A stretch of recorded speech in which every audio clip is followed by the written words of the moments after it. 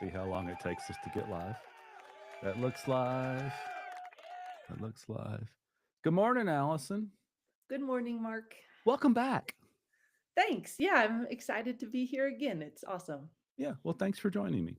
We mentioned last time you were with me that we would come back and talk about Google Shopping and the setup for that. So let's do that today. And there's two parts, right? There's the website part, which is relatively straightforward, and then there's the Google part, not so straightforward.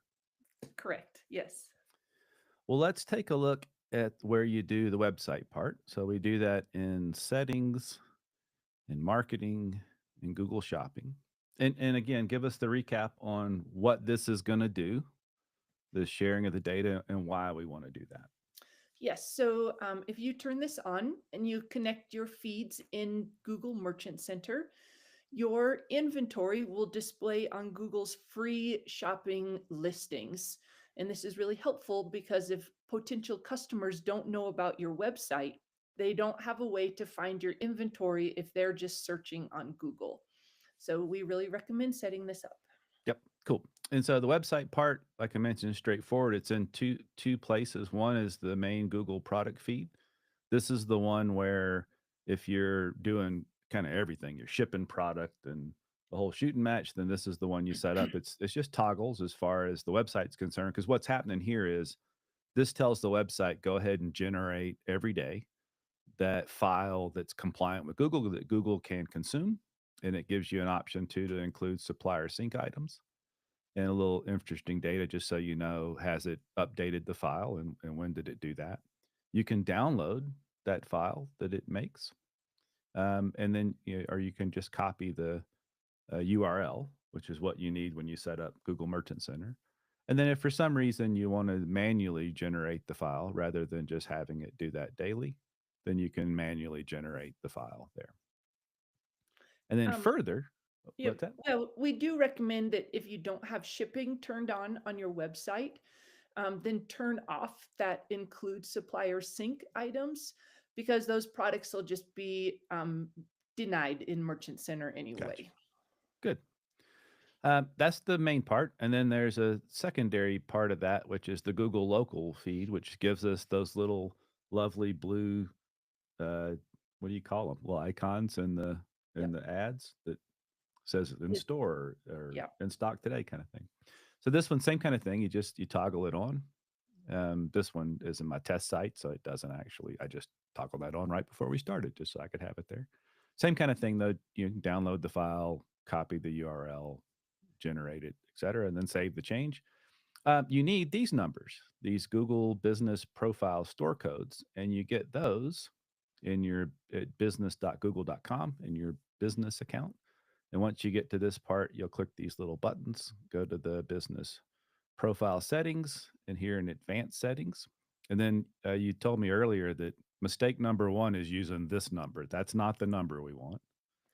You want to scroll down to the store code. That's the number we want. So that's the one that you would copy and put into these spots right here.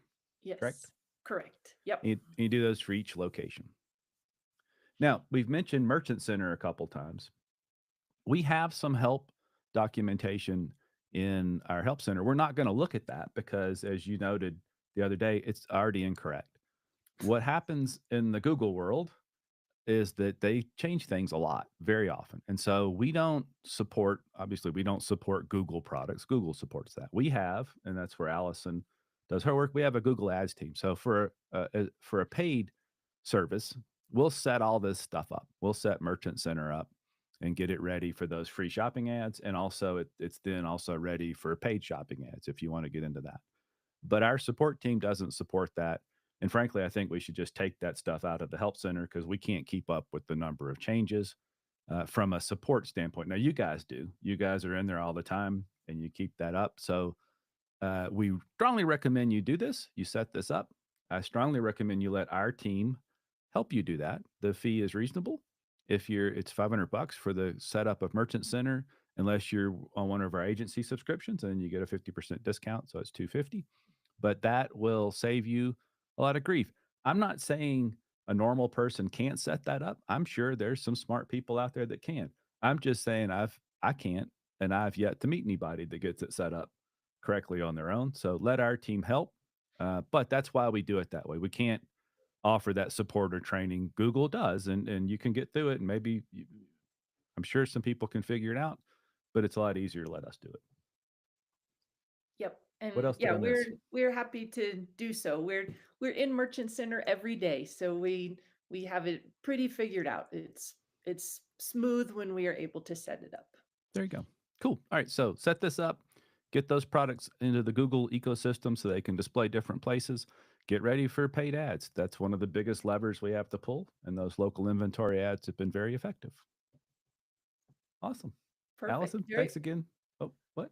you're welcome. Very well said, Mark. Oh, thank you. All right. Well, we'll see you soon. And thanks again for joining me. You're welcome. Bye, everyone. I have a lot of buttons to click.